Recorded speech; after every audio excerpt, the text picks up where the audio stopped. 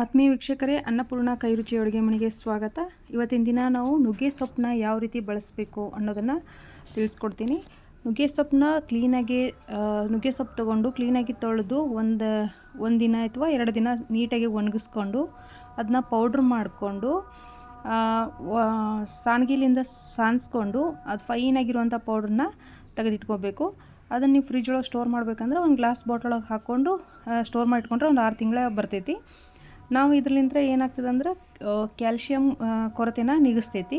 ಅದಕ್ಕಾಗಿ ನಾವು ಏನು ಮಾಡಬೇಕಂದ್ರೆ ಡೈಲಿ ಬೆಳಗ್ಗೆ 1 ಗ್ಲಾಸ್ ನೀರಿಗೆ ಯಾವುದೇ ಇರಲಿ, ಬಿಸಿ ನೀರಿರಲಿ ಅಥವಾ ತಣ್ಣೀರಿರಲಿ, ಅದಕ್ಕೆ 1 ಚಮಚ ಹಾಕ್ಕೊಂಡು ಕುಡಿಯೋದ್ರಿಂದ ನಮ್ಗೆ ಕ್ಯಾಲ್ಶಿಯಂ ಕೊರತೆ ಆಗೋದೇ ಇಲ್ಲ. ಮತ್ತು ಹೆಣ್ಮಕ್ಳಿಗೆ ಬೆನ್ನು ನೋವು, ಮೊಣಕಾಲು ನೋವು ಎಲ್ಲ ಅಂತಿರ್ತಾರಲ್ಲ, ಅದಕ್ಕೆ ಇದು ಭಾಳ ಯೂಸ್ಫುಲ್ ಅಂತ ಹೇಳ್ಬೋದು.